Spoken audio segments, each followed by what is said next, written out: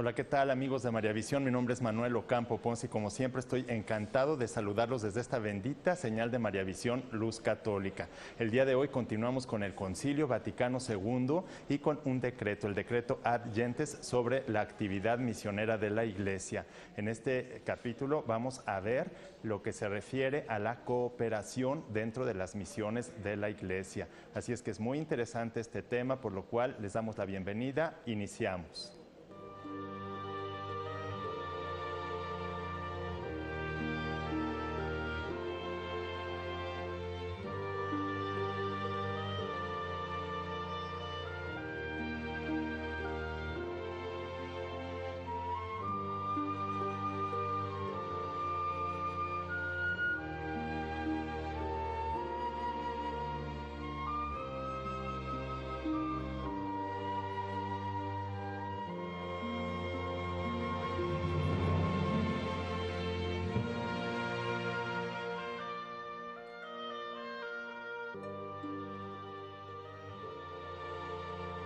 Ya estamos aquí en su programa Concilios y quiero recordarles nuestras vías de comunicación. Tenemos, bueno, además de los teléfonos de María Visión que aparecen siempre en la pantalla, tenemos también el correo concilios@mariavision.com y también tenemos la cuenta de Twitter, mi cuenta de Twitter que es Manuel Ocampo Ponce o bien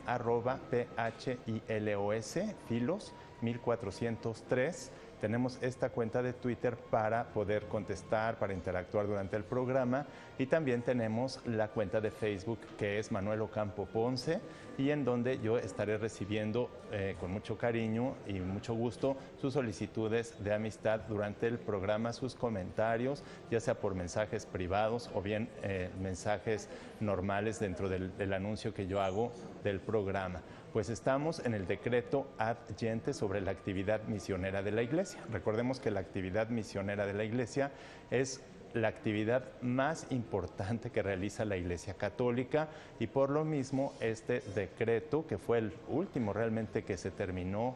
de redactar en el Concilio Vaticano II, prácticamente unos días antes de que terminara el concilio, de que se clausurara, pues es un documento rico en contenido y rico en este contenido tiene que ver mucho con lo que ha sucedido los 50 años posteriores a la celebración de este concilio ecuménico, el último concilio ecuménico de la Iglesia Católica, que como lo saben, pero algunos apenas nos están sintonizando por primera vez, pues un concilio ecuménico es una asamblea de toda la Iglesia para tratar asuntos principalmente relacionados con la fe y con las costumbres de la Iglesia Católica. Este concilio fue el último de 21 concilios, más el concilio de Jerusalén, que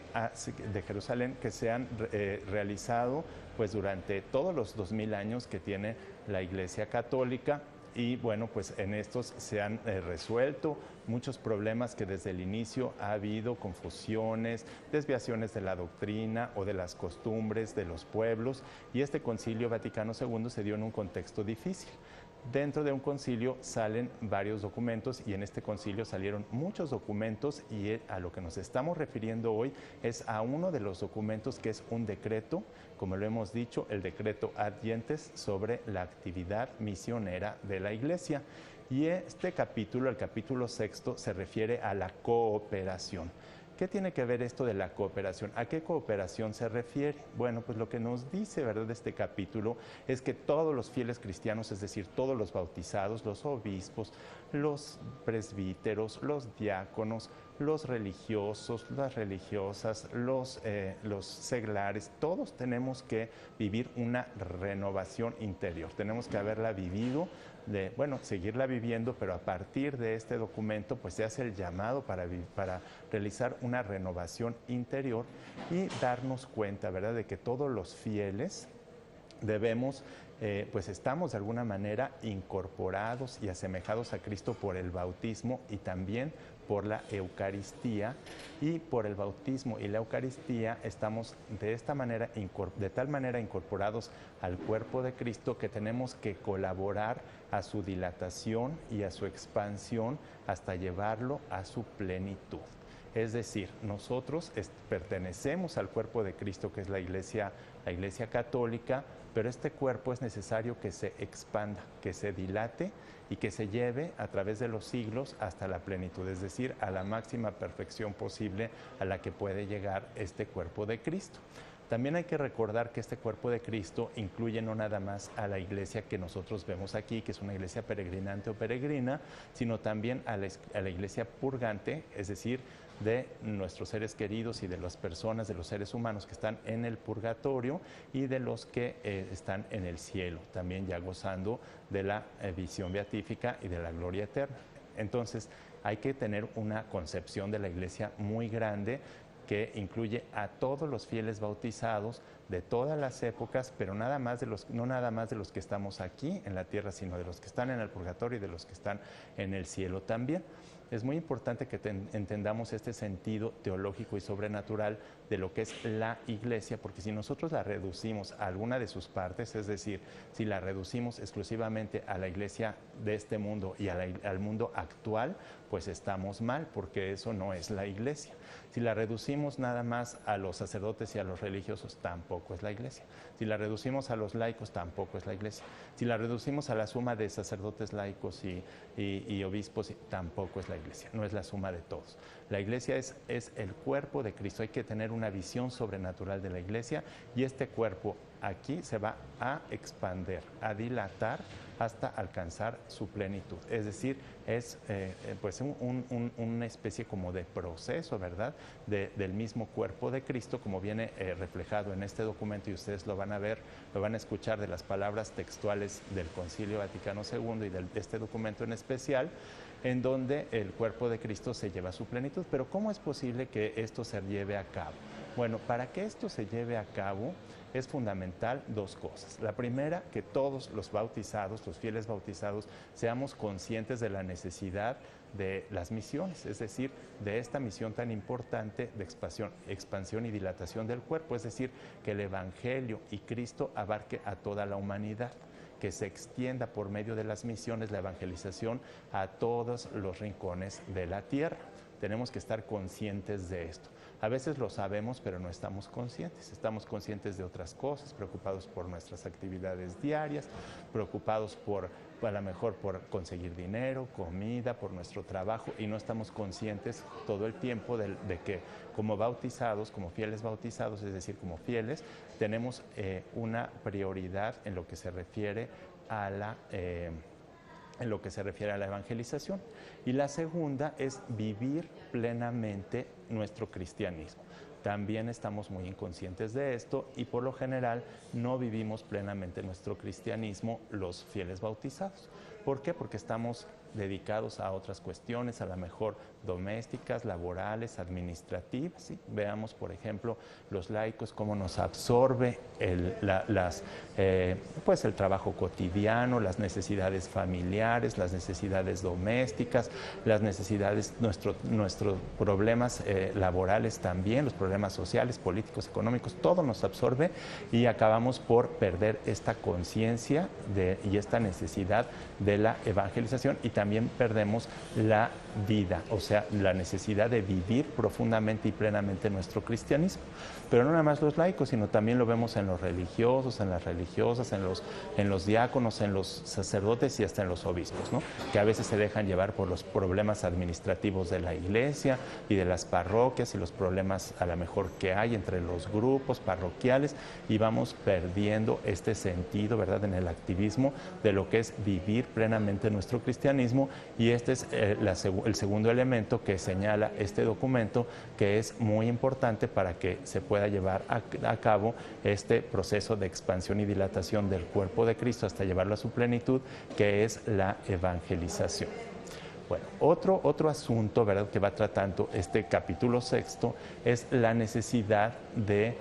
que haya una comunicación y un conocimiento muy profundo y muy perfecto de lo que es las necesidades de aquellos pueblos y de aquellas personas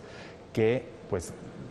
gritan de alguna manera ayúdanos, o piden ayuda a la iglesia porque son los gentiles o los infieles, es decir, aquellas personas a las que no ha llegado el Evangelio, que no conocen a Cristo y a los que tiene que llegar. Bueno, hay que recordar que este concilio y este documento se hizo en los años 60 del siglo pasado. Se terminó entre 1965 aproximadamente, y entonces ya han pasado pues alrededor de 50 años de este documento. Cuando se elaboró este documento ya existía un auge muy grande, aunque no tan grande como el que tenemos ahorita, de los medios de comunicación, y entonces el documento hace referencia a la necesidad de utilizar los medios masivos de comunicación, los organismos nacionales e internacionales, para que nos pudiéramos dar cuenta de cuáles eran las necesidades y los contextos en los que se tenía que llevar a cabo la evangelización.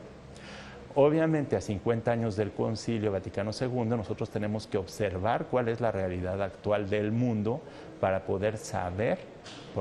a través de los medios de comunicación más, con la tecnología más avanzada, como pueden ser la televisión, la radio, los satélites, los medios informáticos, la prensa digital, como pueden ser también los programas de televisión, de radio, etcétera. Bueno, todos los medios de comunicación, pues darnos cuenta, ¿verdad?, de cuál es esta situación, y lo que nos vamos dando cuenta a través de estos medios de comunicación a 50 años es que el reto ha aumentado muchísimo, ha aumentado exponencialmente este reto que tenemos, porque la situación del mundo contemporáneo es muy difícil, radicalmente difícil, y lo difícil estriba en que todas estas décadas que han pasado desde el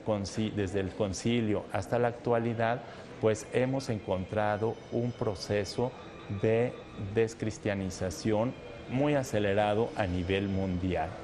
Este proceso de descristianización del mundo cristiano lo hemos observado a través de un ateísmo que se ha ido extendiendo a lo largo del mundo cristiano, porque no podemos decir, ¿verdad?, que del mundo, porque el cristianismo abarca exclusivamente a 1.200 millones de habitantes en el mundo, de los 7.000 millones de habitantes que hay.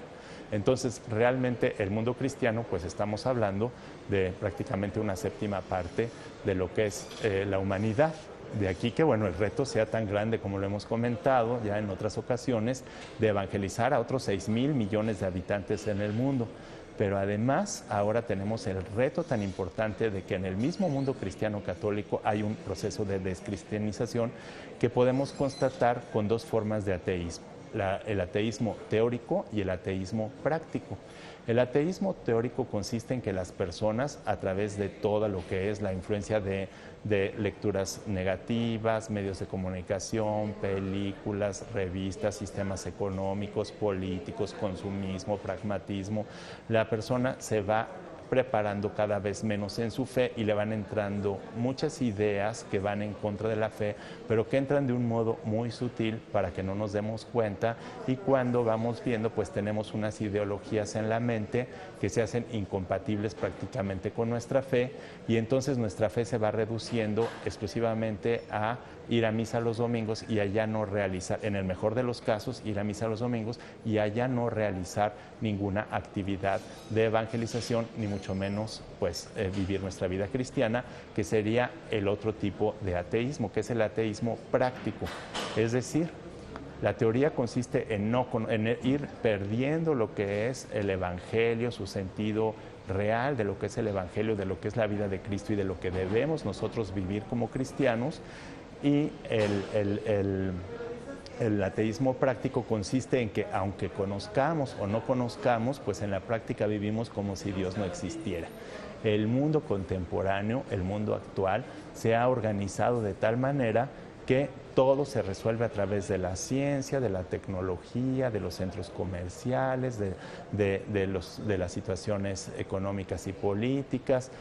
pero Dios está completamente al margen de la organización mundial. Hemos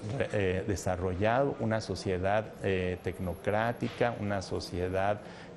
completamente materialista, en donde Dios brilla realmente por su ausencia en la generalidad, no en casos particulares, porque siempre hay, ¿verdad?, efusiones del espíritu, personas muy comprometidas, obispos, religiosos, pero yo estoy hablando en general, o sea, un contexto general de lo que es el cristianismo, y bueno, todo esto lo podemos constatar nosotros simplemente viendo a nuestro alrededor. Entonces, el reto de la evangelización a 50 años de este documento, pues es muy grande, porque no solo tenemos a los infieles, es decir, a las personas que no han recibido el Evangelio y a los que hay que acudir o que hay que ir con estas personas para llevarles apenas el Evangelio, sino que estamos viviendo un proceso de descristianización, es decir, de caída en la que cada vez se va conociendo menos la doctrina cristiana, se va viviendo por lo mismo menos, porque nadie puede vivir lo que no conoce, y entonces vamos en un proceso como en una espiral en donde encontramos pueblos como por ejemplo Europa, ¿verdad?, en donde la descristianización es muy grande. Europa, que fue el auge del cristianismo, ahora la encontramos prácticamente en la apostasía. La apostasía es cuando una persona conoció a Cristo y luego reniega de su fe, es decir, se vuelve al ateísmo o a otras religiones o al espiritismo o a la superstición o a otras formas de explicar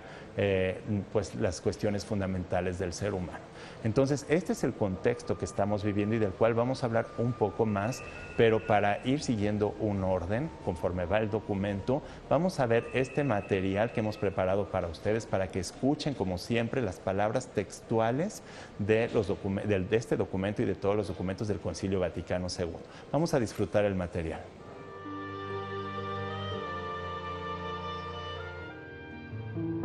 El capítulo 6 del decreto Ad Gentes sobre la actividad misionera de la Iglesia está dedicado a la cooperación, a la que se refiere a partir del número 35 con las siguientes palabras textuales. Puesto que toda la Iglesia es misionera y la obra de la evangelización es deber fundamental del pueblo de Dios, el Santo Concilio invita a todos a una profunda renovación interior, a fin de que, teniendo viva conciencia de la propia responsabilidad en la difusión del Evangelio, acepten su papel en la obra entre los gentiles. Todos los fieles, como miembros de Cristo viviente, incorporados y asemejados a Él por el bautismo, por la confirmación y por la Eucaristía, tienen el deber de cooperar a la expansión y dilatación de su cuerpo para llevarlo cuanto antes a la plenitud. Por lo cual, todos los hijos de la Iglesia han de tener viva la conciencia de su responsabilidad para con el mundo, han de fomentar en sí mismos el espíritu verdaderamente católico y consagrar sus esfuerzos a la obra de evangelización. Conozcan todos que su primera y principal obligación por la difusión de la fe es vivir profundamente la vida cristiana, pues su fervor en el servicio de Dios y su caridad para con los demás aportarán nuevo aliento espiritual a toda la Iglesia, que aparecerá como estandarte levantado entre las naciones, luz del mundo y sal de la tierra. Este testimonio de la vida producirá más fácilmente su efecto si se da juntamente con otros grupos cristianos, según las normas del decreto para las misiones. Pero para que todos y cada uno de los fieles cristianos conozcan puntualmente el estado actual de la Iglesia en el mundo y escuchen la voz de los que claman, ayúdanos, facilítense noticias de misiones, incluso sirviéndose de los medios modernos de comunicación social, para que los cristianos, haciéndose cargo de su responsabilidad en la actividad misional, abran los corazones a las inmensas y profundas necesidades de los hombres y puedan socorrerlos. Se impone también la coordinación de noticias y la cooperación con los órganos nacionales e internacionales,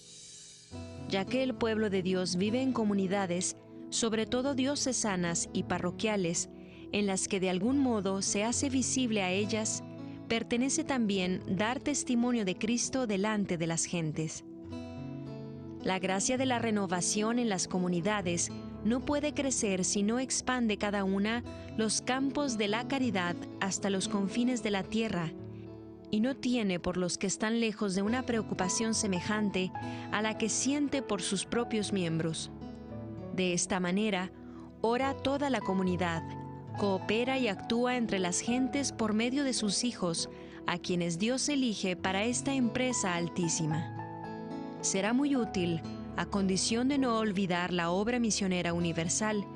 mantener comunicación con los misioneros salidos de la misma comunidad, o con alguna parroquia o diócesis de las misiones, para que se haga visible la unión entre las comunidades y redunde en edificación mutua.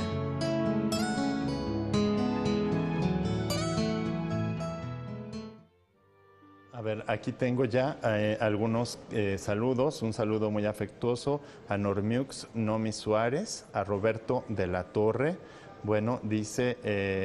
aquí Roberto de la Torre, el ateo, según las Escrituras o el Catecismo, se irá al infierno. Bueno, aquí, que si se va al infierno el ateo, bueno, el ateo depende, ¿verdad? Si es una persona, ¿verdad?, que no ha conocido el Evangelio, que no conoce la fe católica y que no ha recibido ninguna noticia de Cristo, bueno, pues esta persona está en Adviento. Ahora, no podemos saber nosotros quién se va al infierno y quién no se va, eso no lo podemos saber porque eso corresponde exclusivamente a Dios, pero lo que sí podemos saber es que es muy grave las personas que conociendo a Cristo se han alejado de Él, conociendo el Evangelio, han renegado de su fe y se han vuelto al materialismo y a otras cosas pues que van en contra de la fe católica. Bueno, también quiero mandarles un saludo aquí a Rosalín, aquí también a Fernando Tor, a Miguel Rosete, a Juan Manuel Castillo López, que nos están mandando un saludo también. Y vamos a continuar un poquito con esto que estábamos diciendo. Ya vimos lo que dice el documento y con este contexto tan difícil en donde todavía actualmente vemos que en las parroquias es donde se lleva la actividad de los fieles católicos con los ministros de la Iglesia Católica, y que este documento ya nos decía que había que expandir, que había que hacer crecer, pero y para que salga a la evangelización, a realizar la evangelización, mandando a fieles, suscitando vocaciones, que el obispo después vamos a ver cómo es el que las tiene que suscitar principalmente a las misiones, a dedicar su vida plenamente a la misión y luego a dar seguimiento a estas personas, tanto laicos como seglares, como religiosos y como sacerdotes o presbíteros, diáconos, para que estas personas se especialicen en las misiones, vayan a las misiones dentro de la diócesis o fuera de la diócesis y además mantengan una comunicación, como lo acaba de decir el documento, con la diócesis, es decir, que se vaya enterando, ¿verdad?, la diócesis de lo que se está realizando en materia de evangelización. Entonces vemos, ¿verdad?, cómo en esta parte del documento, en este capítulo sexto, pues realmente los retos que se van imponiendo son muy, muy difíciles, porque las cosas han cambiado del Concilio Vaticano II a la actualidad y ahora encontramos no solo los infieles, sino también la apostasía, que es renegar de la fe una vez que se ha conocido esta fe. Y por eso tenemos que ser más contundentes, ¿verdad?, y más incisivos y prepararnos mucho mejor y ser más conscientes de la necesidad del Evangelio. Pero bueno, antes de ir a un corte, yo tengo aquí unos boletos para un concierto que vamos a tener que se llama Tiempo de Caminar.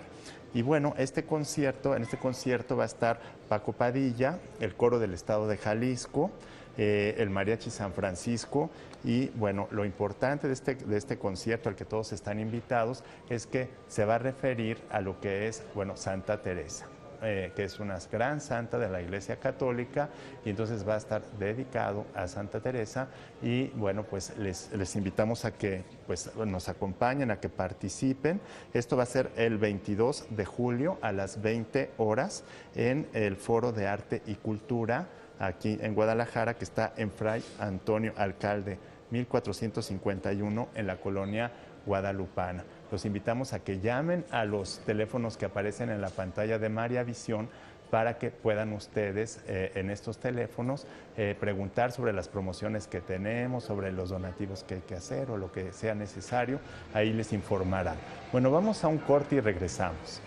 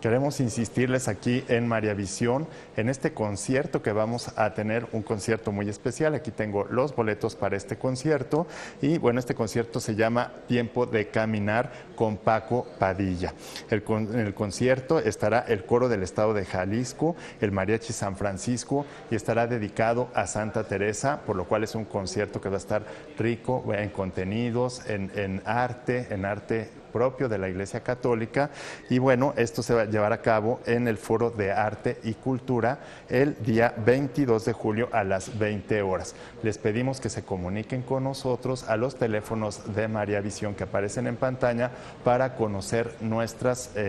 promociones y bueno, todos los detalles de este concierto. Esperemos que nos acompañen.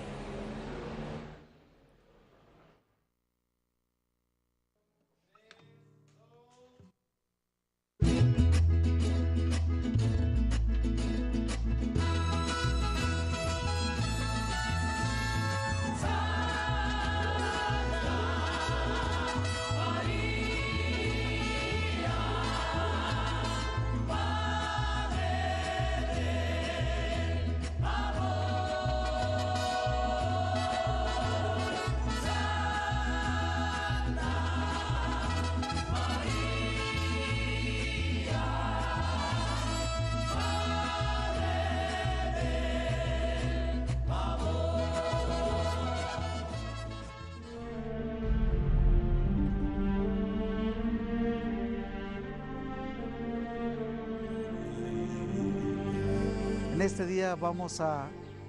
externar un poco sobre la tradición de Santa Ana y San Joaquín. Sabemos realmente poco sobre ellos, porque Santa Ana y San Joaquín, padres de nuestra Santísima Virgen María, sabemos simplemente por un protoevangelio a Santiago o de Santiago, y se dice protoevangelio porque no está directamente en los cánones, no está inspirado por Dios. Pero sí podemos retomar algunos elementos tradicionales, por ejemplo, los nombres de la Santísima Virgen María, que son Santa Ana y San Joaquín. Joaquín, que significa Dios prepara, y Ana, Hanán, que significa gracia. Poco se sabe de ellos, simplemente que había una situación difícil en Ana y Joaquín. Eran estériles, eran despreciados por el pueblo por esta situación. Que no podía engendrar, era reconsiderado como una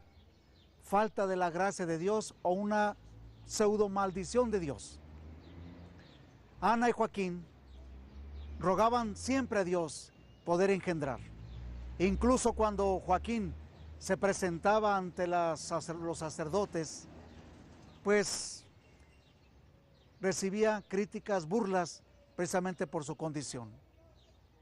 Se retira al desierto Joaquín, así nos dice la tradición, a llorar su tristeza y a rogarle a Dios que considerara su situación y quitara de él su oprobio, ese oprobio. Dios escucha su oración. Y Ana precisamente por la gracia de Dios, queda encinta y engendra, ni más ni menos que quien sería la madre de nuestro Señor Jesucristo, la niña Miriam, hijos de Ana y Joaquín. Hay mucha similitud con esta tradición de Samuel en el libro de los Reyes, su madre Ana también, que le rogaba a Dios poder engendrar. Bien, pues esta es la vida de ellos. El Señor tiene su presencia, su amor, su gracia especial, y por eso celebramos en este día a los padres de la Santísima Virgen María, Joaquín y Ana.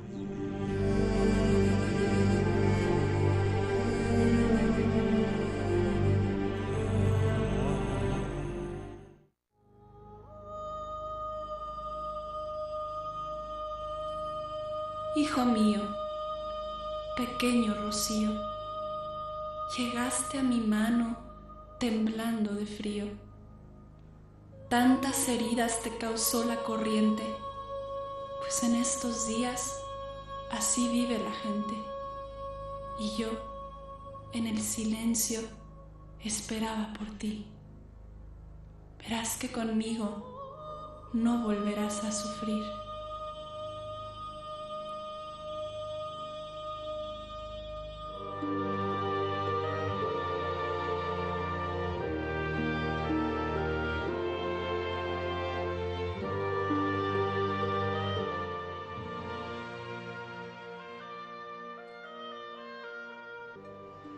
Ya estamos aquí con ustedes nuevamente en este programa Concilios, dedicado pues al decreto Ad Gentes sobre la actividad misionera de la Iglesia en su capítulo 6 que se refiere a la cooperación. Y vamos avanzando un poquito más y bueno, a partir del número 35, después de haber visto este contexto, porque además va por números, acuérdense que va teniendo parágrafos o artículos cada documento del Concilio Vaticano II, y si ustedes tienen su documento pueden ver que a partir del número 35 habla de los obispos y de la importancia de los obispos en el proceso de esta evangelización con estos retos tan difíciles que tenemos ya a 50 años del Concilio Vaticano II y que debemos nosotros conocer a través de todos los medios que tengamos para poder solucionar o resolver este problema y lograr con esto la expansión, la dilatación del cuerpo de Cristo, que es la Iglesia Católica. Entonces, bueno, vamos viendo, ¿verdad?, en este documento que a partir del 35 dice o menciona la importancia de los obispos. Los obispos son los que tienen la principal responsabilidad del colegio episcopal de llevar a cabo el proceso de la evangelización. Para esto, los obispos deben estar bien conectados entre sí y bien comunicados entre sí y bien integrados a su diócesis. ¿A través de qué? Bueno, pues de los institutos, sobre todo de misiones, a los institutos misionales, de las parroquias, de los presbíteros, de los diáconos, para que se conforme toda la diócesis en una sola unidad, una unidad misionera, y además esta unidad misionera haga unidad con todas las diócesis y con toda la Iglesia, encabezada por el Papa. Entonces, por esto es muy importante la actividad de los obispos y que los obispos vayan suscitando dentro de la misma diócesis las vocaciones necesarias para llevar a cabo este proceso de evangelización. Vocaciones a lo mejor de los sacerdotes, de los laicos también, de los seglares y también de los religiosos, de las religiosas, pero bueno, pues para esto acuérdense que están unos organismos que se llaman los institutos para las misiones, para la actividad misionera de la Iglesia, y en estos institutos se organizan de tal manera que se pueda llevar a cabo este proceso. Otra de las cosas que dice el documento y que es también muy importante, que puede pasar desapercibida, pero que tiene una vital importancia, es que menciona que los obispos deben suscitar o deben tomar en cuenta y considerar y solicitar a las personas que se encuentran en la diócesis en situaciones muy lamentables, en situaciones difíciles en su vida, en la pobreza, en la enfermedad, que hagan oración por las misiones, porque estas personas ayudan tremendamente y han ayudado en la historia de la Iglesia a lo que es el proceso de la evangelización. De modo que las personas que están, sumergidas en situaciones económicas, en situaciones de salud muy difíciles o pasando por grandes tribulaciones, es importante que sean conscientes de la necesidad que hay y de lo valiosa que es su contribución a través de la oración y del ofrecimiento de todos sus sufrimientos por las obras de la evangelización. Y entonces así va descendiendo el documento, ¿verdad?, a partir de los obispos hacia toda la comunidad cristiana, a que se integre esta comunidad y a que realice el proceso de evangelización. Esto también tiene que ver con la necesidad, como ahora las diócesis pues van teniendo a veces pocos sacerdotes, es necesario que los que tienen más sacerdotes manden sacerdotes a otras diócesis, o también seglares comprometidos y bien formados. Los sacerdotes y los seglares deben estar, al igual que los religiosos, perfectamente formados para específicamente realizar las misiones, no para cualquier cosa, sino para las misiones. Y entonces pueda comunicar o mandar a seglares, a sacerdotes, a las diócesis más necesitadas o incluso a lugares de evangelización donde no ha llegado el Evangelio. Pero bueno, vamos a avanzar un poquito más para que esto lo escuchen directamente del concilio con este material que hemos preparado para ustedes. Vamos nuevamente al material.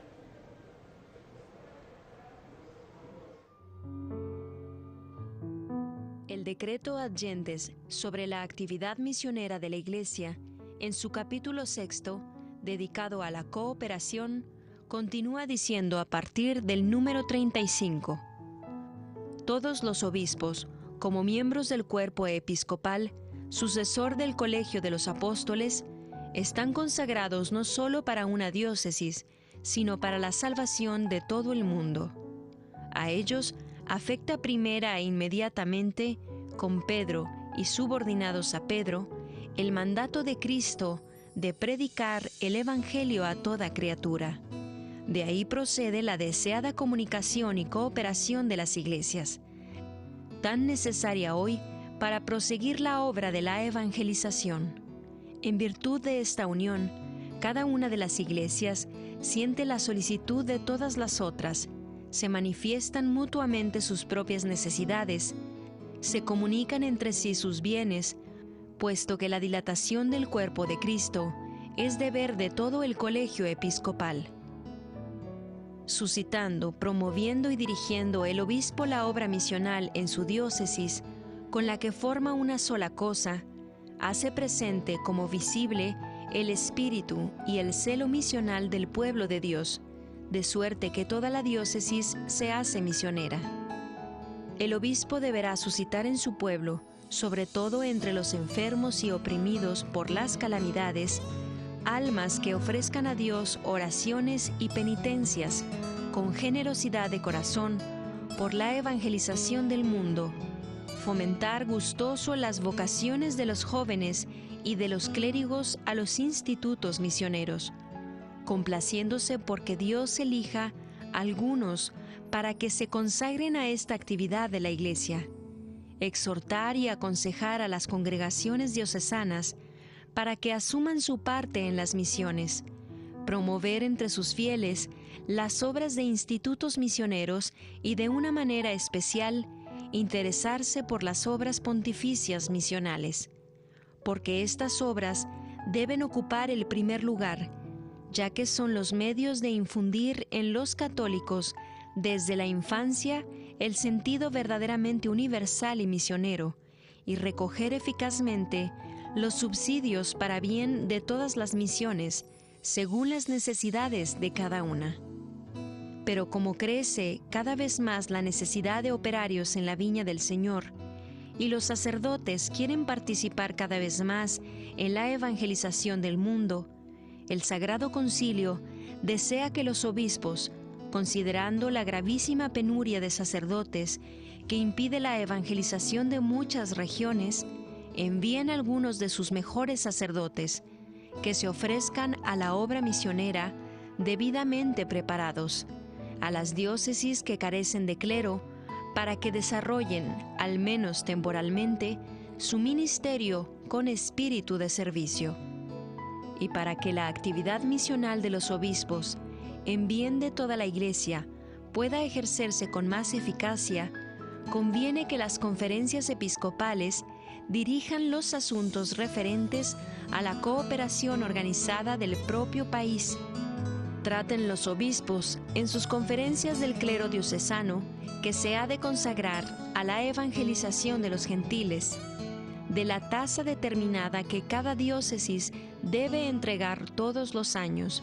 según sus ingresos, para la obra de las misiones, de dirigir y ordenar las formas y medios con que se ayude directamente a las mismas, de ayudar y, si es necesario, fundar institutos misioneros y seminarios del clero diocesano para las misiones, de la manera de fomentar estrechas relaciones entre los institutos y las diócesis. Es propio, asimismo, de las conferencias episcopales establecer y promover obras en las que sean recibidos fraternalmente y ayudados con cuidado pastoral conveniente los que inmigran de tierras de misiones para trabajar y estudiar, porque por ellos se acercan de alguna manera los pueblos lejanos y se ofrece a las comunidades ya cristianas desde tiempos remotos una ocasión magnífica de dialogar con los que no oyeron todavía el Evangelio y de manifestarles con servicio de amor y de asistencia la imagen auténtica de Cristo. Los presbíteros representan la persona de Cristo y son cooperadores del orden episcopal, en su triple función sagrada que se ordena a las misiones por su propia naturaleza. Entiendan pues muy bien que su vida está consagrada también al servicio de las misiones, porque comunicando con Cristo cabeza por su propio ministerio, que consiste sobre todo en la Eucaristía, que perfecciona a la Iglesia, y conduciendo a otros a la misma comunicación, no puede dejar de sentir lo mucho que le falta para la plenitud del cuerpo, y cuanto por consiguiente hay que trabajar para que vaya creciendo. Organizarán pues la atención pastoral de modo que sea útil a la dilatación del Evangelio entre los no cristianos. Los presbíteros, en el cuidado pastoral, excitarán y mantendrán entre los fieles el celo por la evangelización del mundo, instruyéndolos con la catequesis y la predicación sobre el deber de la Iglesia de anunciar a Cristo a los gentiles, enseñando a las familias cristianas la necesidad y el honor de cultivar las vocaciones misioneras entre los propios hijos e hijas, fomentando el fervor misionero en los jóvenes de las escuelas y de las asociaciones católicas, para que salgan a orar por las misiones y no se avergüencen de pedirles limosna, hechos mendigos por Cristo y por la salvación de las almas. Los profesores de los seminarios y de las universidades expondrán a los jóvenes la verdadera situación del mundo y de la Iglesia, para que aparezca ante ellos y aliente su celo la necesidad de una más esforzada evangelización de los no cristianos. En las enseñanzas de las disciplinas dogmáticas, bíblicas, morales e históricas, hagan notar los motivos misioneros que contienen para ir formando de este modo la conciencia misionera en los futuros sacerdotes.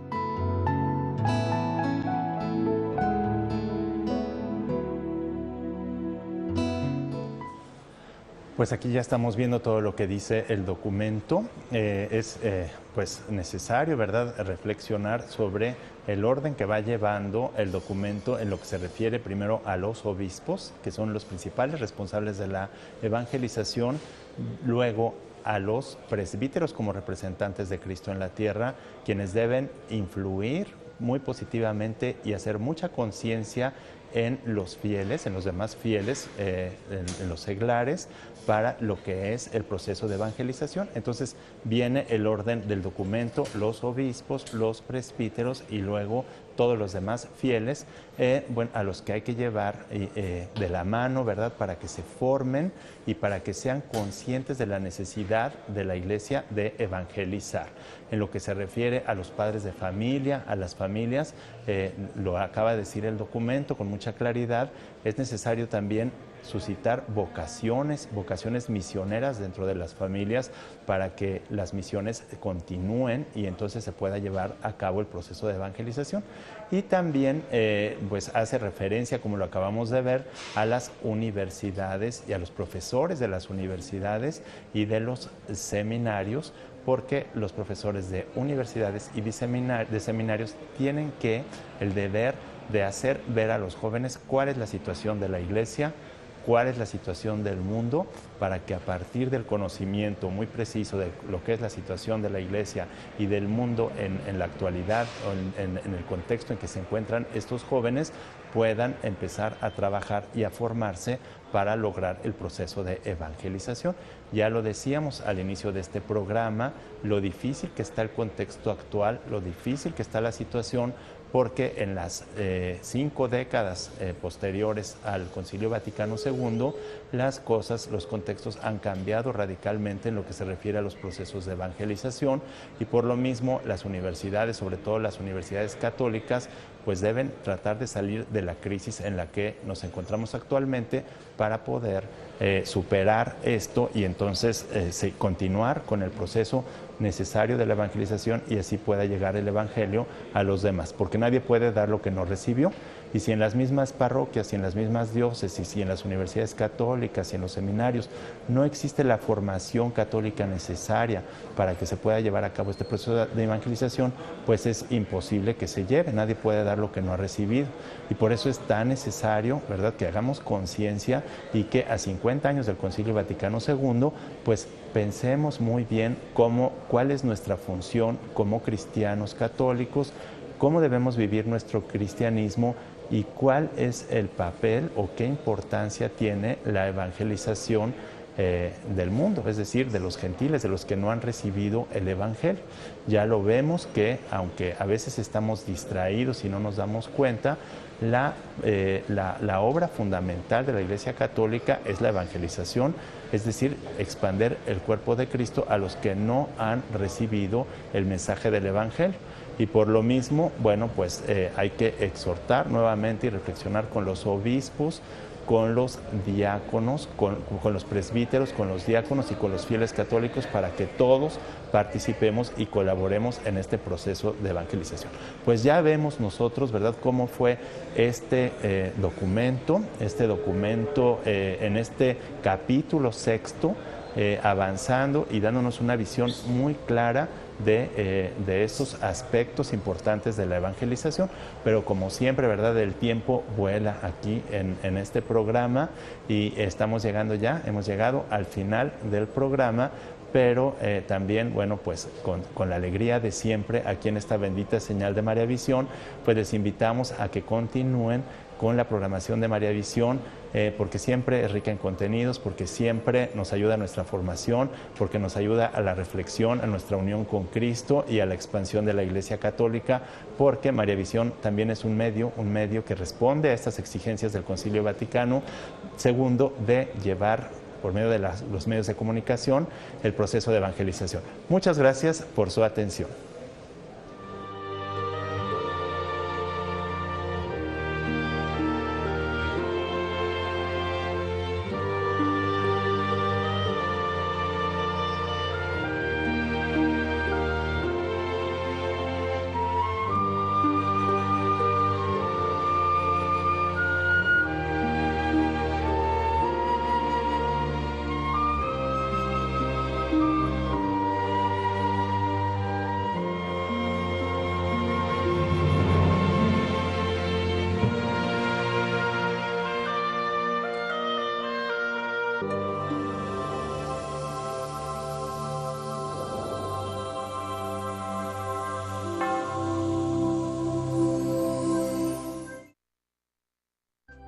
Si usted desea una copia de este programa,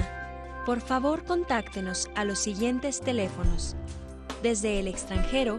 marque 0052 33 3770 1814 y del interior de la República Mexicana al 01900 849 3507 o escríbenos a nuestro correo electrónico tiendavirtual@mariavision.com y visita nuestra página web www.mariavision.com.